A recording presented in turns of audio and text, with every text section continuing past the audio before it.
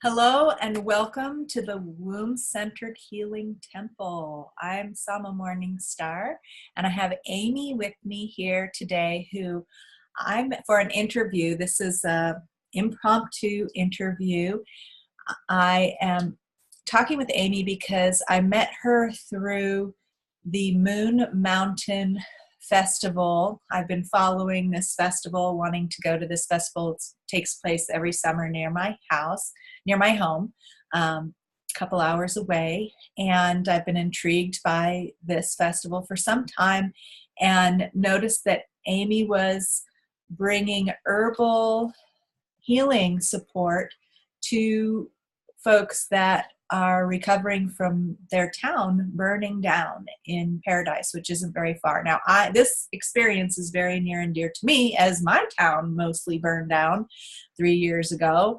And I was offering herbal healing support in the aftermath of the fire as well. So I reached out to Amy and said, let's do an interview. Let's see if our community our larger global community can come together to support us. I know many of the people in the Womb Temple community have been very concerned about us here in Northern California and Southern California too, with all the fires that are going on. So I thought you could introduce yourself, Amy, and we could have a conversation about how we're supporting our communities through herbal medicine and herbal healing, that helps us on so many levels, physically, emotionally, helps our nervous system, helps on so many levels, and we could just have a conversation about that. So please do introduce yourself a little bit more. Tell us about your background as an herbalist, as an activist, as a community support person, and tell us about this project that you're doing. You don't even live really very close to the area that burned, but you are traveling there to bring this medicine there. So please tell us more about that. Yeah, so I'm an hour away from Paradise, Okay. area. Mm-hmm. So it's not too far of a drive, but it's a drive. Yeah. But yeah, my name is Amy Branham, and I've been an herbalist for about 18 years. I first studied in the Appalachians, and now I'm living in here in Northern California. Have my own private practice, and then I also teach at the Wild Temple School of Yoga and Herbal Wisdom, and we teach herbal certification courses there. So I do that, and I also work with flower essences a lot. So especially in relation to the fires, I feel like that's very important for healing the emotional traumas. You can see people with even one dose, they lighten up, they feel a lot better, they relax more depending on what's going on. So we were very lucky to be able to share flower essences to give just like a little bit of immediate healing while we were out there. Can you share a little bit, Amy? I'm really curious to hear what you know. I haven't worked with flower essences as much, although I have worked with them some, but I would love to hear more about how that works, how the flower essences work. Do you make your own flower essences, and why are they so helpful emotionally for people? Okay, yeah. Flower essences are actually a huge passion of mine too, because I have seen people make amazing changes in their life with them. So they work more on the energetic level, kind of. The closest thing you can relate them to is homeopathics, but it's not homeopathics. But they work to heal emotional traumas and emotional blockages. So in my idea of it is that whatever's holding us back, whether that can be things like shyness or not being able to use your voice or not having good boundaries, or in these instances, experiencing trauma and we kind of shut down. Maybe we shut down our heart, or we shut down, or we're in a fear state. Flower essences, you have to find the specific one that you need, but they will help to relieve that. And they actually help to help us release those traumas that we're holding. So they'll help us to process it in a better way, a more positive way. You know, that's amazing to hear you say that. And I'd like to share a little bit of story about my recent experience with flower essences, that because it's so subtle. It's not like it like knocks you over the head and suddenly things are different, but it kind of feels like that. And I wonder how much has to do with the flower essences. So as you know, the trauma, well, maybe you know, but recovering from a major trauma, like running for your life from a fast moving firestorm, like what we're having in California. I mean, we're talking, think dragon attack. Yeah. Okay. Think, you know, the Hobbit and smog coming out of the mountain and attacking the town. I mean, that's the kind of fire we're talking about. And, but more, like think 10 dragons or 20 dragons, right? Just like, right? So when you're running for your life from that, and then you come back and half the town is burned and everybody's rebuilding, that is a long-term recovery process. I'm talking years. Yes. Years and years, could be for the rest of your life. Every time you smell smoke, even if it's just somebody lighting a fire in their fireplace, there's a triggered emotional response. It can send you into fight and flight mode again. So it can be very challenging to reset the system to be in the relaxed state of mind and being that we need to flourish in life. And so for me, I have many, many tools in my healing practice that I've collected over the years and that I use regularly for myself. Flower essences I've known about, but I haven't really dived in, although I've made my own flower essences with the plants in my yard at sometimes. And I know about their emotional component, but I had a naturopath tell me recently in a wellness meeting with her, because I've been having heart palpitations, light heart palpitations. They're not heavy duty. I'm very sensitive to energy, but I can feel this, you know. And she said it's on a scale of 1 to 10. I'm at a 1 with the heart palpitations. But so it's an energetic thing of like a little bit of a panic attack, you know, like a little bit that's from the chronic stress of constantly being triggered every year when there's fires in the summer and thinking, oh my gosh, I want to move to Saskatchewan, you know?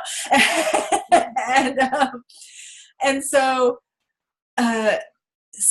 she said, here, get this particular flower essence blend. Well, okay, amongst all the other things, the supplements and all this and all my practices, and I didn't get the flower essence blend right away, but I got a message from someone, one of my friends on Facebook said, hey, I want to send you a free sample of these flower essences.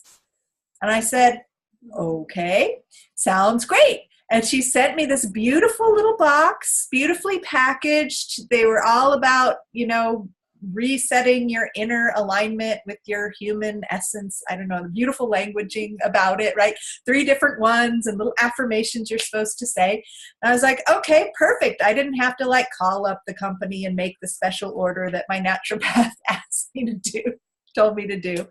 I just started taking these flower essences. And since I've been taking those flower essences, I've had huge shifts energetically. And I've also been doing a whole bunch of other things too. So it's really hard to like pinpoint that. But as you're talking about it, I'm realizing, oh, these flower essences are a subtle and yet potent component of the medicine that's happening for me right now. And it's easy to overlook them because they're just little blossoms over there in the corner that are just, you know, giving us this energy. So I'd love to hear you share more about how you know from working with your clients that it's the flower essences that are really doing their magic. Yeah. So that's what, you know, I talk to people a lot about this, the subtlety of the flower essences, but how amazingly strong they are in making differences in your life. So sometimes I have clients that come and when they return, they say, oh, I don't think the flower essences are working, and we go on and we talk. And this is why my example I share with people a lot, but we talk for a while, for the hour. And then I say, well, what about this situation that was your biggest situation last week? And they say, oh, that's not bothering me anymore. And I'm like, that's what we gave flower essences for, that reason, And so sometimes it just allows you to let go of a thought, or let go of an obsession, or let go of that blockage that, prevents you from getting to the next level. And so I see it all the time. The good thing to know about flower essences is the more you need it, the stronger it works. So in the moment, that's when people really see the difference. So especially if they're using it for public speaking or social anxiety. I have a lot of clients that have social anxiety, and I give them a formula, and they're like, they say that, they'll get all nervous, and they will go step aside, go to their purse, take their formula, come back, and everything's okay, Wow. And so it really works within seconds. The more you need it, the stronger you'll see, oh, whoa, I feel completely different now. Or I just let go of that thing that was, really controlling my mind for a moment, So Go ahead. I was just going to say, I've had people, many people, they'll quit their jobs. They start the job of their dreams, or they divorce their partners, they get out of their bad situations. And, this doesn't happen with everyone, but it does happen. People, I think it helps you to just become the ultimate person that you can be, without all of these things that these blocks we've set up as we've, grown up and everything, and kind of we're holding ourselves back with. So if you find the right ones, you can actually move through all of that. It's interesting, because my understanding of flower essences, the way they work, and you might be able to add to this or correct me if something is not quite it. But when I learned about making flower essences and how they work, the way it works is that you impart the energy vibration of the flower into some water. Yes. And various ways of doing that. And you meditate with that flower to get a sense of what emotional energetic that flower is giving for us, to support us. And then, so you have one flower at a time in the water, and then you can mix and match different emotional gifts from the flower realms, different emotional energies, to create a formula, for example. But then, so what you're basically doing is, when you take a drop of that flower essence, that water that is vibrating at that flower's frequency, then that water touches all of the water in you. Yes. And makes you vibrate to that frequency. So my question is, and I kind of feel like it's true, I'm answering my own question as I'm saying it, is, when I kiss my husband, I'm the flower essence for him. Because I've seen, and I'm not giving him drops of flower essences, although I'm considering it. I've seen so much change in him effortlessly taking place too. Well, of course, he's amenable to it. He is moving in that direction anyway, but there can be very effortless movement and healing that can happen when because it's the same putting a drop of the flower essence in your mouth as giving somebody a kiss or a hug. My water molecules get close to their water molecules, and their water molecules start vibrating to that same frequency that mine are, because I just took some flower essences. Do you find that people can be flower essences for each other? I love that. I love that idea. We can be flower essences for each other. I think so. I guess the way that I think about it is a slightly different way.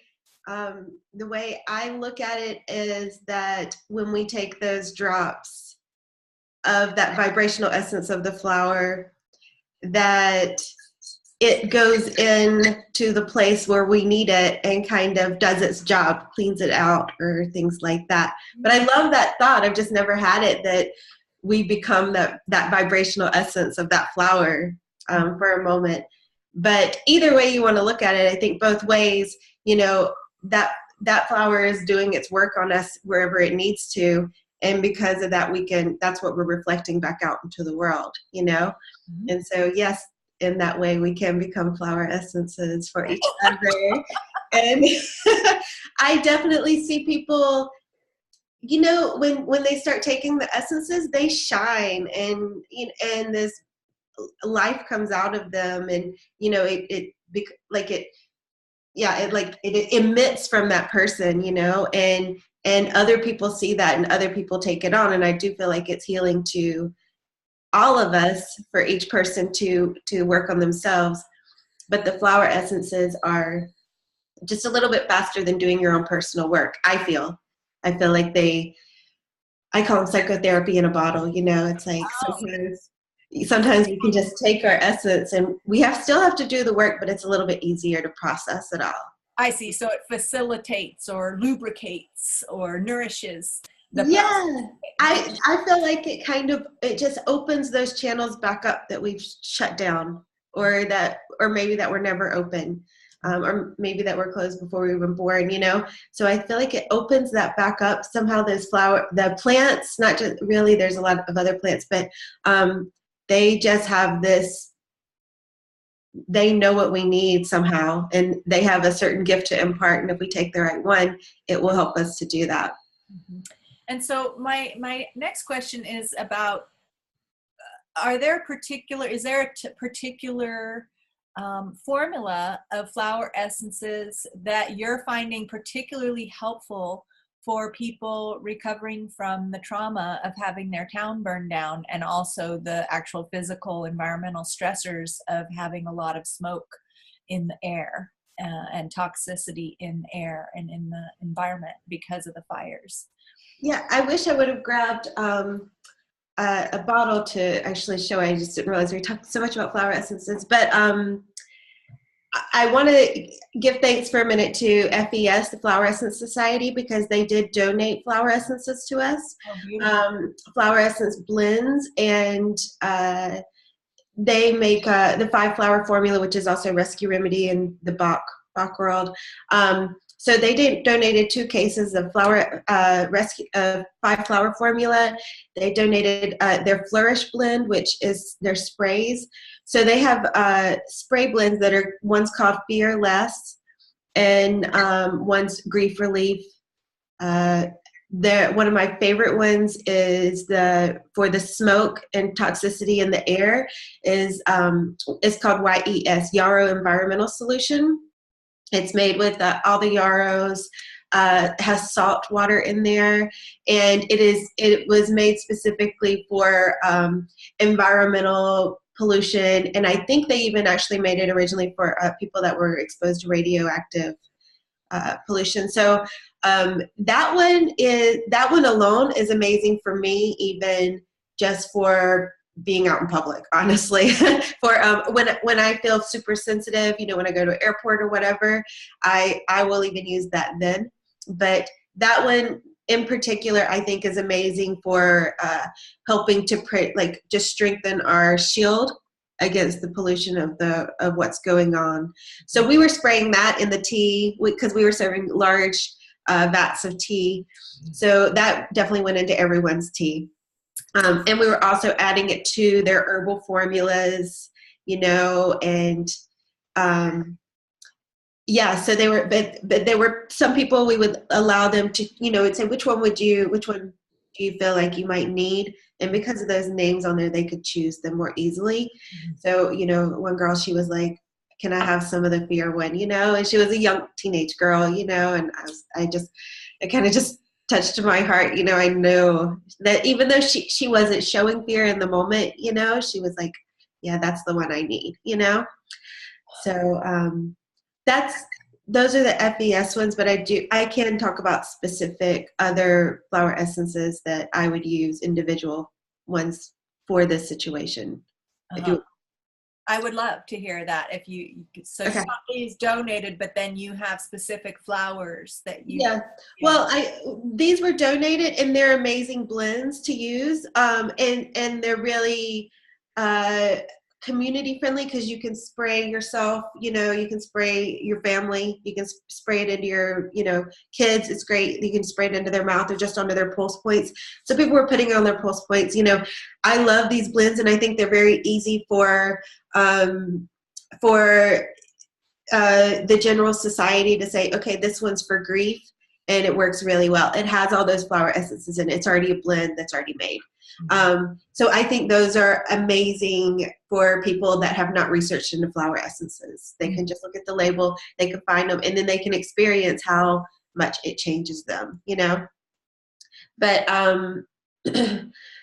individual flower essences that I like to put together as a blend or use in blends are Mimulus. Number one is for fear, known fears, and so that's one that I would use probably very regularly for these kind of things. People that are having anxiety. White chestnut is for when your mind kind of spins out, that anxiety spinning out.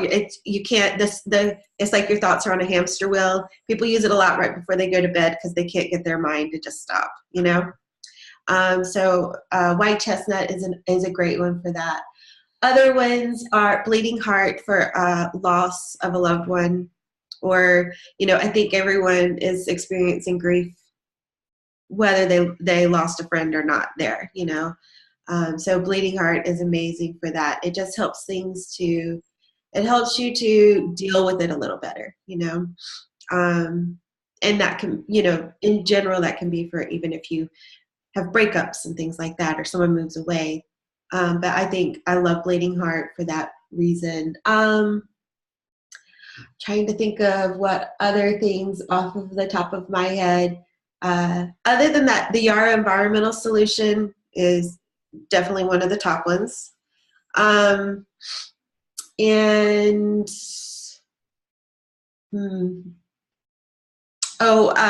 borage is for depression and the courage to come out of depression. People say borage is for courage, but it's for the courage to step out and be a little, just have a little more optimism. Oregon grape is, I'm sorry, not Oregon grape, but Scotch broom is for, which is, I don't know if you guys have it there, but it's a invasive weed in this area, but it's actually for pessimism towards what's happening in the world. So that's a great one for this time, what's going on in our time and our politics and everything. But it's for people that are have that sense of gosh, doom, nothing's going right. And is this world ever going to get it together? Or is our government ever going to get it together? So, or just pessimism in general. Scotch broom is a great one for that. So I might think of some more later, but those are probably my top ones. Well, and you mentioned the big pot of tea that you were putting the flower essences into. And hello there, feline. Who is this? This is Crescent. Crescent. Hello, Crescent. Doesn't like to not sit on the lap, so. So tell us, I would love to hear about your journey going to Paradise after the fire, or Chico, and bringing, what you brought. Of course, we know you brought these donated flower essences, and it sounds like you brought supplies to make a big pot of tea. I know you had we talked before, and you shared you had some challenges finding the right spot to set up shop to offer these donations. I know you might have also mentioned that did you bring any kind of topical balms and stuff. So I would love to hear about your journey gathering all of these supplies, products, and bringing them and setting up and offering them to the people. Yeah. Yeah, the way I did it was totally grassroots style, and I honestly only I talked to a few people. I teach a class, and so I have a few students, and I said, you know what, we're going to, instead of having class, we're going to take the class to Chico on the weekend and go and serve tea and other remedies. And besides that, I just posted on Facebook. I do have, a lot of wonderful herbal friends. And I said, we need donations, we need herbs, and we're going to take, as much medicine as we can up to Chico and try to get it to the people. So that's honestly all I did. And Alexandra Wilderness, from the Moon Mountain Gathering, she helped to spread it and spread the word through her network. But also, people just passed it on Facebook, and so we took up donations, and local friends and people from all over started shipping me herbs, which was really beautiful and makes me feel really supported and trying to get this medicine out, or in my passion, So anyway, so we just got donations through my PayPal account, and we had a medicine making day here, or a couple of medicine making days here, and just busted it out and made syrups. I was told maybe people wouldn't have access to make teas as well. Right. So we did make quite a few tea blends, but we tried to focus more on that's why I made syrups, because it was a little faster. And then we had tinctures donated between different people, and we made chest rubs. I ran out of jars. I realized I only had a few salve jars to make chest rubs, so we made roll-on chest rubs. But people were very grateful for those. They were like, okay, yeah, sure. But then they'd open it up and be like, oh yeah, this is what we need, and like, oh. Yeah, exactly. Yeah, they're like, here, try this. Here, smell it, because I know that when they inhaled that, it probably felt really good, So, so yeah, we had a couple of medicine making days here and just busted out a lot of medicine, packed it up, and took it with us. And there, we made big vats of tea. Another herbalist who I did not even know until that day. She found out about it on Facebook. We connected on Facebook, and she was like, I'll bring the big tea serving things, whatever they're called, I'm not sure. And so that way we could make a few gallons or serve a few gallons at a time.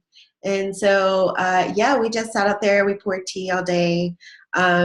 We had a local restaurant here, South Pine. They made 100 wraps, burrito wraps, and delivered them to. Yeah, it was very kind and generous of them, and they came out with us. So it was an amazing day. And when we got there, we were trying to find where's the best shelter to go to, or where we could access the most people. I didn't care where it was, and my cat. It's very cute and endearing. But I'm really enjoying that snuggly. She likes to put her arms around my neck. So, but anyway, when we got there, we were trying to find the best shelter to go to, and we went to one that was at a church. I'm trying to remember the name of it right now. And the great thing about the Red Cross is they're providing a warm, dry place for people. They're feeding them, I don't want to put them into negative of a light, but for people that are trying to offer other services, they're definitely a hindrance for us, So we that's a lot of the conversation I've been having with other people who are trying to do this is, where can we go? So we tried to go to a shelter, and they said they were nice. They said, yeah, you can set up over there in the far side of the parking lot. But we had very, very little traffic over there, So not what we wanted to do. We just wanted to get stuff out.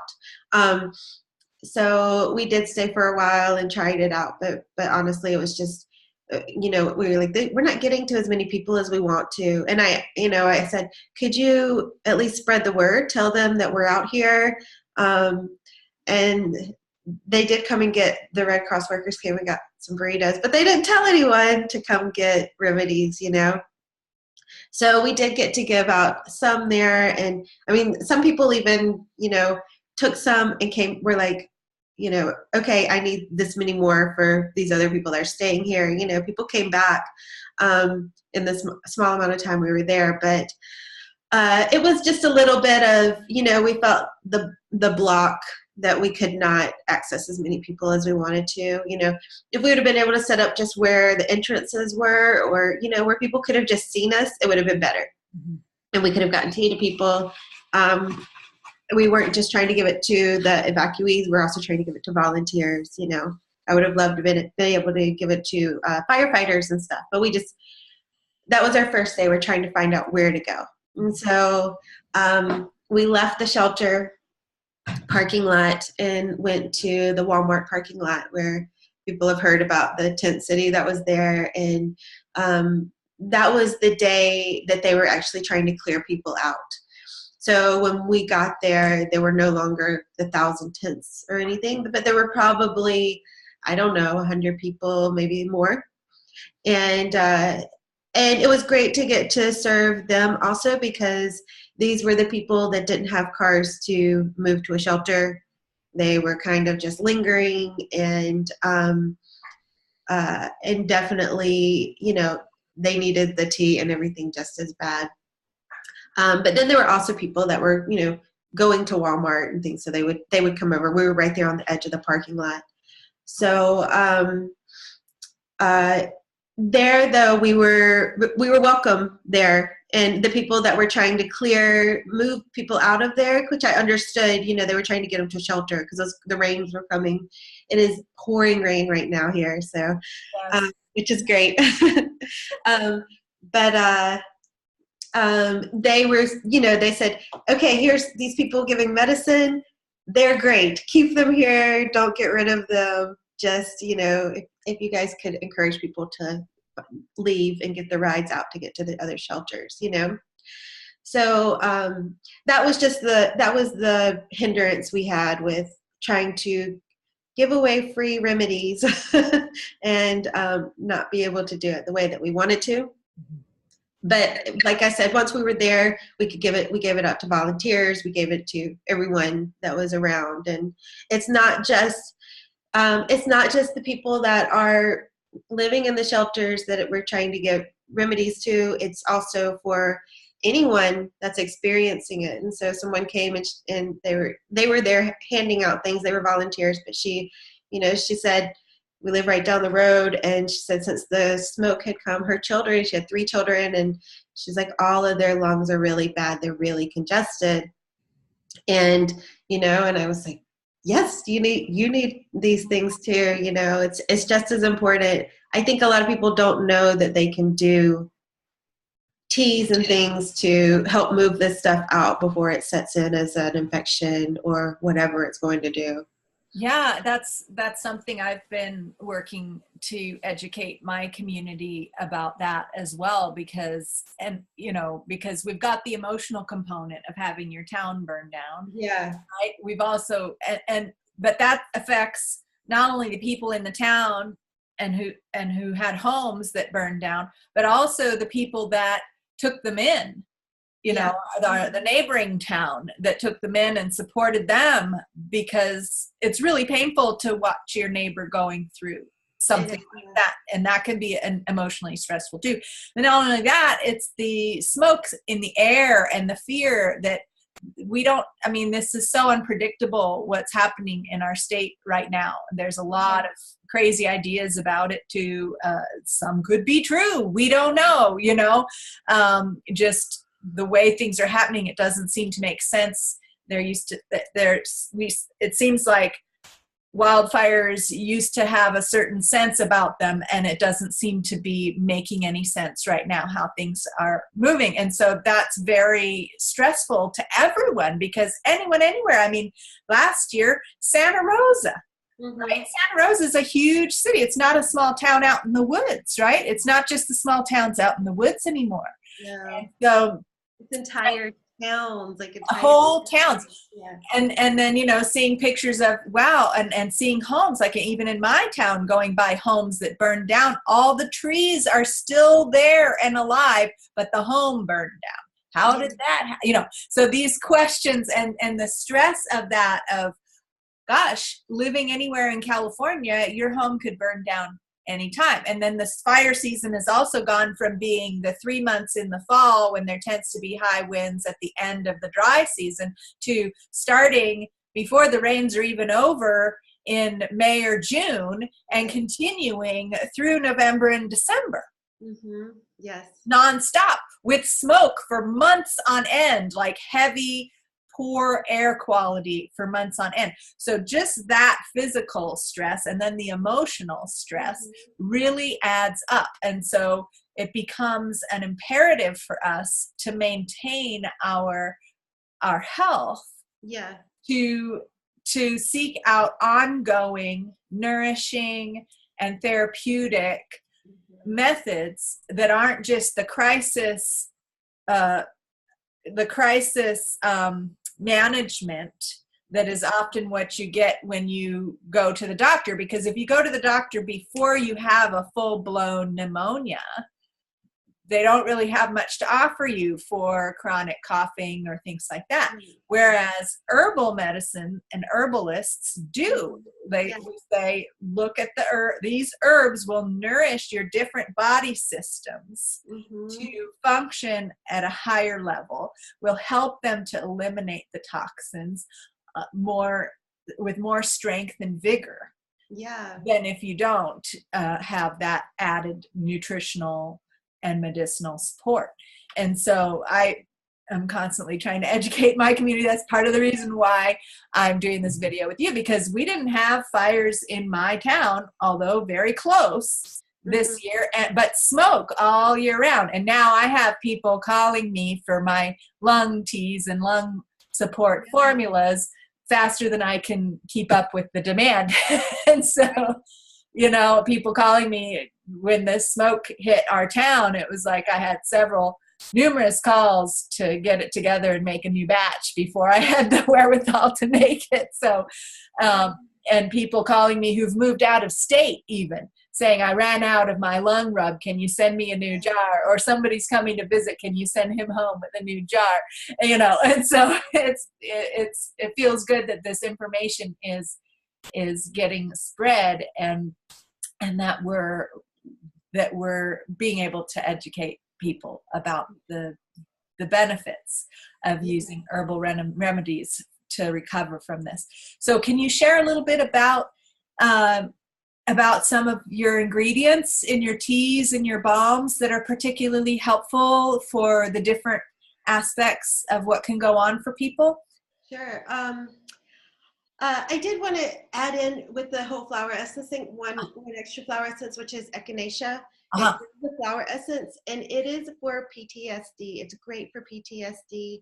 For that's what my experience, especially with it, has been with having, like, when your self has been shattered and you're kind of in those pieces. It brings back this core strength, you know, back to us and pulls those pieces back together. And it is amazing for people that have PTSD. So I think that's like one, that's also in the Yarrow Environmental Solution. But I think that one in particular is great for, especially, as you said, people that are, you know, every time you smell the smoke, you go into that kind of panic state, or, you know, or there's a breaks out, you know, and you kind of go into that panic state. I think echinacea is really amazing for that one. So other remedies. So we, you know, I guess starting with just the chest rubs, that's the easy one. And, you know, we were putting things like eucalyptus, lavender, rosemary, peppermint. all in the chest rubs. And people can also do that with just, you can do steams too, with just the herbs. If you just have peppermint in your yard, you can do an herbal steam and pour the boiling water over the plant and use a towel and just inhale that steam is amazing. And uh, I wish people just knew even that part, Well, that. you are telling them. And the same is true for mullein. I mean, mullein grows like a weed in Oh yeah. yards, and you can just pick a fresh leaf or two or a handful of mullein, or even pull up the little baby plants that are growing in the wrong place. Yeah. Would you put the root in there too? Wash the root? Does mullein root, do you know? Um, More of the leaves, huh? well, the leaves, yeah, are more for the lungs and expectorant and lung tonic. So using that as a tea is primarily what you'd want to do. The roots are different. They're more for, I've heard them used for back pain issues and also for, I recently saw, I think Seven Song was saying that he uses it for people that have the urgency to urinate all the time. So yeah, so they're used for different things, but the leaf is more for the lungs. The flowers you can make ear oil, for ear infections. Right, but doesn't the leaf work for the ear oil too? I guess so. I haven't used the leaf for the ear oil. I have it. Yeah. Okay. It's pretty good for that, and I use that also, the mullein leaf oil in my nasal irrigation. Mm-hmm. So when I do neti pot, which is also a wonderful practice, Yeah, to clear out the sinuses and to clear out the whole face, because our face is like a big sponge. We're just absorbing the world with our face in so many ways. So, we're absorbing everything that we're seeing on the screens that we watch, the news. We're absorbing what we see out in the environment. We're absorbing the air, the particles in the air. We're breathing it into our sinuses.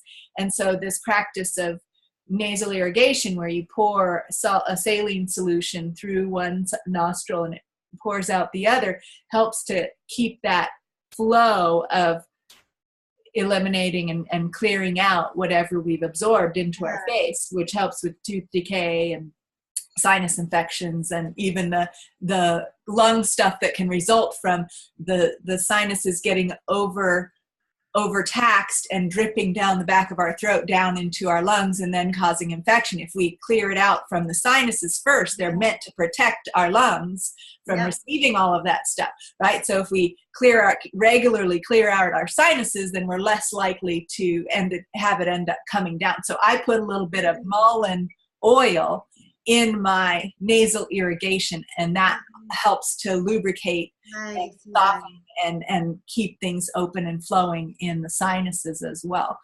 Just a little drop or two in the saline solution. Yeah, so. It's similar to in Ayurveda. We use we do the nasya treatments. Yes. And that's the medicated oils, and you drip them into your nose, and it's amazing therapy to do, especially in this situation. You do your neti, and then doing the nasya helps to just keep everything really lubricated and healthy on the inside. It actually also nourishes your brain or feeds your brain. Right. So. Now, nourishes the brain. I feel that. When you said that, I was like, well, yeah, there goes my brain. Yep.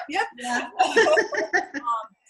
So I wanted to ask you, because some of these herbs you mentioned, I wanted to clarify, because I've put eucalyptus, for example, in lung rubs before, and then had people with chronic asthma say that it irritates their asthma. And then I've had to adjust and make a different formula without eucalyptus. Now, I wonder what you know about that, because I learned about that just from a friend saying, I can't use that rub because it has eucalyptus. So I'm wondering what you know about why eucalyptus is so soothing for most people's lungs, but if you have severe or chronic asthma, it might not be. I think number one, I think addressing asthma, especially in this situation, is really important too, because they are really having a hard time, the asthmatic people. But I do know that, I mean, especially people that have asthma, they're very sensitive with allergies in general. They're sensitive to different things. And so I am assuming that it might be just that individuals being sensitive to a lot of things or different things, that's their own sensitivity. But I have heard of eucalyptus, people having reactions to eucalyptus, or eucalyptus being too strong for people. Eucalyptus, I have a friend said that it kept her up all night for putting it in her diffuser. So people also have negative reactions to lavender. Almost all of the essential oils people can have different reactions to. So some people are just more sensitive, and especially people that have asthma, they're probably going to have more sensitivities depending on what they've been exposed to. Maybe, I'm not sure. So I just find that the people that have asthma, they have more sensitivities just in general to herbs and everything else. So sometimes the essential oils are too strong for people. Right. And that's making more aromatics, which is infusing the whole herbs directly. Exactly, yeah. And so that's why I like to tell people, just put the herbs, do a steam and put the herbs in a bowl. And it's not as strong, but it's just as effective, equally effective. It's the same thing as the essential oils in there, but they're just not as condensed. Right. It's a bioavailable quantity. Yeah. Like, if you think, I always think about it as, if I could grow an amount of herbs in my small garden, in whatever garden, however big of a garden I'm able to tend to, right, as a person in my life, and if I can grow that amount of herbs that creates a certain amount of medicine, then that's what I'm bioavailable to receive from the plants. Yeah. Whereas the amount of herbs that have to be used to create a little bottle of essential oil is way beyond my ability. Exactly. Yeah. To grow in the land that I have, and it's just way more herbs are required to create this. So it feels like it makes more sense for a person to ingest an amount of herbs that you could actually grow as an individual. Exactly. I think it's good to look at essential oils almost on the level of the way we would look at pharmaceuticals. They're just because they're that much stronger than herbs. They're that much more concentrated than herbs. And so I think people start taking it for granted because they're these little bottles, and sometimes they're cheaper or whatever. People are using them a lot, but I feel like sometimes they get overused, and we should be able to, if we can grow our herbs and just use what we have, that's far better and better medicine anyway. Also, there's a wisdom of Mother Earth right here, where there, I find, especially after fire in an area, there will be herbs whose seeds sprout only after fire. Yerba Santa, for example, is one that just came back gangbusters after our fires. Yeah. And is like providing the medicine. And that's when you get into sort of wildcrafting and medicine from Mother Earth, there's a communion, there's a relationship that starts to happen where the land sprouts up the medicine that you need. That I have that relationship with my garden, where there will be plants that sprout up that I didn't plant, that are sprouting up, giving me the particular medicine that I need at that time. And so if we can make that connection, and the thing with the essential oils I wanted to mention too, is that there are even essential oil companies nowadays that, in order to sell more essential oils and make more profits, are encouraging quite dangerous practices of indiscriminately, without proper guidance and understanding, taking essential oils internally and much too strong of dosages and things like that. So I just want people to be Not aware. a daily use thing. I No. mean, not internal use at all, you know, and I try to tell people if I have done it internally, that might happen once a year for me, you know, it's because I use it as a strict medicine in that sense. But yeah, what is it? One drop of lemon essential oil is 20 lemons. And I was like, sure, if you can eat 20 lemons in one sitting, go for it. But I don't think that you're, you know, putting that in your water is that great of an idea. So yeah, I was working in I don't think people are realizing that how bad it taxes out your liver and your kidneys, and that they can't process it as well. And when I was working at what's now called Remedy Garden here in Nevada City, it used to be called Halo, someone came in and she was showing me how she was having, she could not touch an essential oil anymore. If anything touches her skin, she will break out in eczema rashes. And that's because she was taking it internally in her water. She was taking the vitamins that also had essential oils in them. She was applying it some method. I'm not sure about applying frankincense essential oil around her eyes. And now she's having a total autoimmune response to it all. And I think, you know, we're going to see that more and more. But well, I think it is happening a lot, and people, we're just not, the stories aren't getting out as much. But people are starting to, things are starting to show, you know, and it depends on your body. It might be a couple of years down the road that things start not working as well. Right. But we're not meant to process essential oils at that rate, you know, or at that quantity, not internally. No. And so I just think about what can I make with the pots and pans in my kitchen, right? Yeah. Or over a campfire, right? With a bowl and a pot or whatever. Yeah. If I could make a thing out of clay, Yeah. right? A bowl or a pot and stick it over a fire and make a tea, that's a bioavailable thing. Yeah, exactly. An elaborate distiller. Yeah. I couldn't make that out of clay, right? Maybe if you're really talented. But if I was really talented. But I do want to say the essential oils are great for clearing the air in your house. Like when there is smoke out in the air, I burn my essential oils in my diffuser to keep my air clean in my house. It does purify the air. You know, we do need them, but we don't need to take them internally, and especially not every day and in all of our drinks and everything. I don't think that's a good idea at all.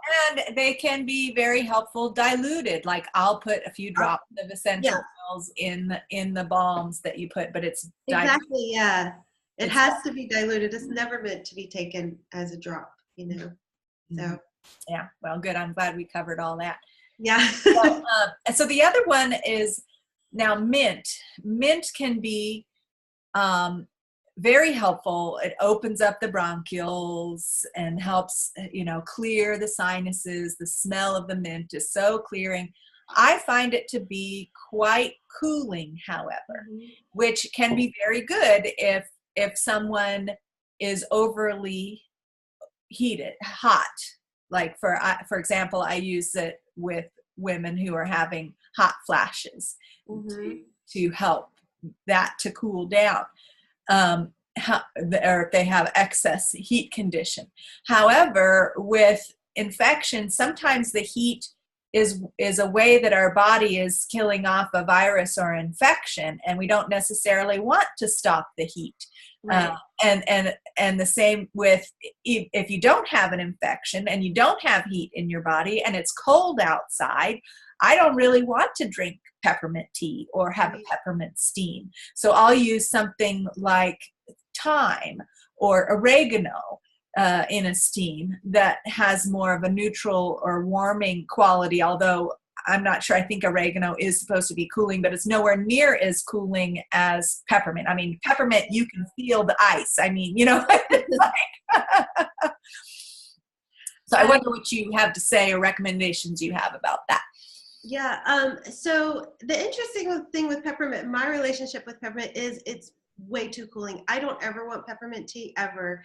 It makes my stomach feel weird. Yeah. It's not I don't like it in teas in general. But when we were up there, I put it in the tea, and that felt really good for whatever reason, because I feel like maybe the smoke and the irritation in your lungs like needed that opening up. Maybe it did need that cooling. I also feel like peppermint has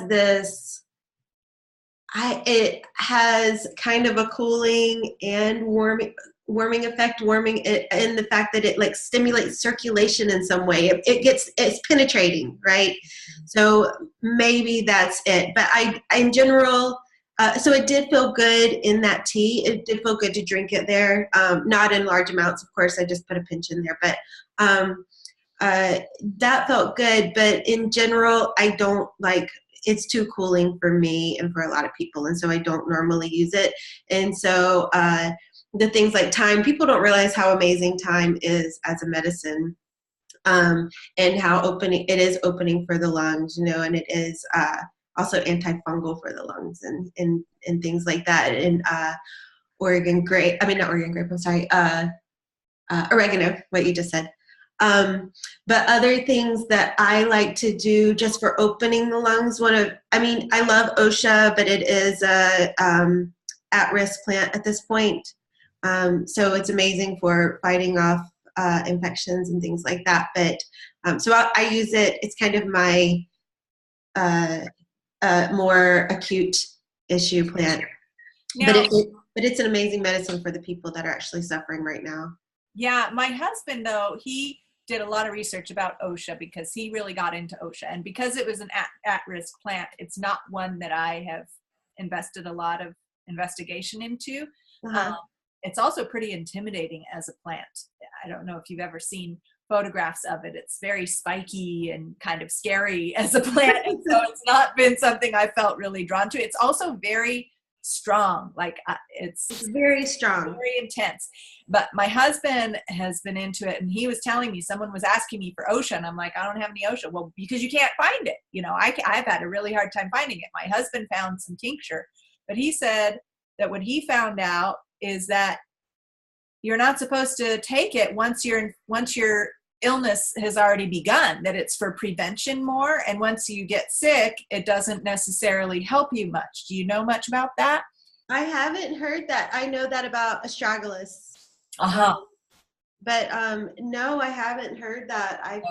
And that hasn't been my experience, because of definitely that's kind of my it's not the first one I ever recommend to people. Mm-hmm. It's like once they're already having a hard time, I say, okay, then we'll go to the OSHA, But yeah, I haven't sorry. I haven't heard that at all. So that's interesting. I'll look into it though. Yeah, I guess he must have read an article somewhere. He hasn't really studied herbalism except for me. And then since I wasn't into OSHA and he heard from someone else, he did his own research, So, and he was telling me, tell her not to take it if she's already sick. And I'm like, okay, you read an article. So what's really true is the verdict is out about that.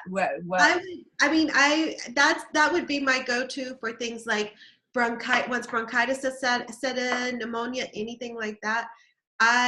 That's when I bring in OSHA, because it's like echinacea, probably even stronger than echinacea for the lungs. It's such a strong medicine that it really moves things out. So yeah, that's interesting. I'd be interested to see like what the source is, or maybe what the article was. Yeah, right. But in my experience, it's my it's the one I go to later on, instead of, because I don't ever start with it. Right. Now, echinacea is one that I'm very much friends with, and and the way I've learned to use it, and I'd love to hear your insights about it, is to, when you have that first feeling of that little scratchy sore throat, maybe that feels like maybe you'll be having a cold in the next couple of days or something, that's when you take super high doses of just echinacea, not echinacea golden seal. Yeah, no. Only echinacea, and you take 8 to 12 doses in a day, Yeah. and it can knock that cold out. And so the way my teacher talked about it is it wraps itself around the infection and doesn't let it grow. It Interesting. contains it and then moves it out. And so I wonder if you've had that experience, helping colds to not even get started with super high echinacea doses at the beginning. Yeah, definitely. That's what I generally do is echinacea or something similar to that, and I do triple doses every 3 to 4 hours, and usually I fight everything off, and so but with echinacea specifically, I find that for me it's been best in the beginning, to fight things off, or maybe when you're first getting sick. That's when I tend to use it the most. I really don't go for it once the sickness has set in too much. Then kind of wasting it at a certain point if you're and then the golden seal is actually, I think people aren't aware that the golden seal is more specific. It's not like a general antibiotic herb. Like echinacea boosts your immune system, and it's just an immune stimulant. But golden seal is more for surface infection sort of things. So taking it internally isn't really it. Well, no, taking it internally as in on the surfaces of your lungs is fine. If you have infection, lung infections, or even on the surface of the inside of your colon, those are still all surfaces, but or on the skin. But other than that, for just like general viruses and other sicknesses, golden seal is not the one that you want to use. It's not as effective, but once an infection has set in on the surface of something, then it's really effective. Golden seal is also an at-risk plant, if not endangered. Well, and my body tends to reject these at-risk plants. I think there's like a secret collusion with my body has, because they've made an agreement. I can't take golden seal. If I take it, it comes back out. Oh, wow. Yeah. It's a strong medicine. It's amazing. It's a very strong medicine. It's, I think it is great. It has saved me from, severe, I'm not sure what I had a long time ago, maybe bronchitis or something like that. But it is a very strong medicine. The berberines in there are amazing antibiotics, but we have other options like Oregon grape, and that one is just as strong, or probably not just as strong, but you can take it on a regular basis. It doesn't wear your body down, and it's not so endangered either, huh? Yeah, and it's not endangered. You can grow it in your garden. My body doesn't have that same reaction to Oregon grape. I guess that's how I know it's not endangered. Yeah, you have a little radar, but it is more of a tonic, immune tonic sort of herb, but it works as an antifungal and antimicrobial just as well to me. So as long as you take it, you would have to take it in higher doses. Golden seal is very strong, but Oregon grape still works just fine for those things. I could sit here and talk with you about herbs all afternoon, Amy. Thank you so much for the work you're doing to support the people recovering from the major fires here in our community, here in Northern California, in Paradise and Chico. You're planning on going again, right? To bring all of these herbs and all of your herbal expertise and wonderful healing presence with your students and other volunteers to Paradise and Chico area. Yes, we're planning on going in the next week. I'm also supporting I do want to add in real quick that I am trying to support the other people. There's Elderberry Apothecary up there they've been on the ground doing it daily or almost daily. And they're from Chico, so they're just in the community. And so I'm also my intention is to make extra medicines and to give it to them to just have and put out there. Wonderful. On a regular basis. Right there. Okay. And so you're taking donations for this medicine making to share it with the community. And how can people get in touch with you? What are the best ways to do that? And you don't have to spell it all out, because we'll put links. Okay. Put links wherever we're sharing this video. We'll put links, but you can just say how are the best ways to get in touch with you and to share, give donations or send, physical donations, herbs and things. Yeah. I will say a lot of people are finding me on Facebook right now, and that's just under my name. And then also, I have Wild Temple Community Clinic at Gmail, and you can do PayPal donations that way, or you can email me and ask for my address, and I'm getting herbs shipped here. So those are probably the best Say it ways. again. Wild Temple Community Clinic at Gmail. Clinic at Gmail. And this is a clinic and a school, is that correct, that you run in Nevada City? So the school is, we have herbal courses through the school. We haven't quite set up a clinic at the school yet. But I just kind of pushed it forward to make this happen. So it is going to be happening in the future, but it's just that the fire happened, and I was like, I have to do something. And it is a community clinic, because you're offering clinical support to the community. Yeah, so your name is good. It will grow, and it will be more regular of a clinic through the school. But for now, we're just going up to Chico and trying to take them what we can. So beautiful. Okay, so wonderful. Thank you again for joining me, and I look forward to possible collaboration and supporting each other in our community herbal outreach and service. So thank you again.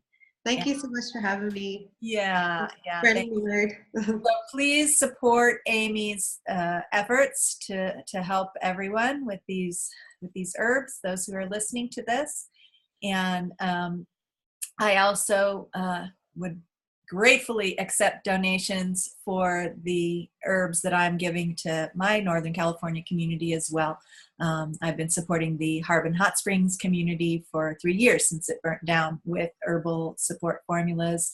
And there are many people all over the world that are waiting for Harbin to reopen. And so if you want to make a donation for any of those herbs, you can do that through me as well. Just reach out to me through Facebook or through the email, wherever you've received this video. You'll be able to contact me about supporting my herbal outreach programs as well.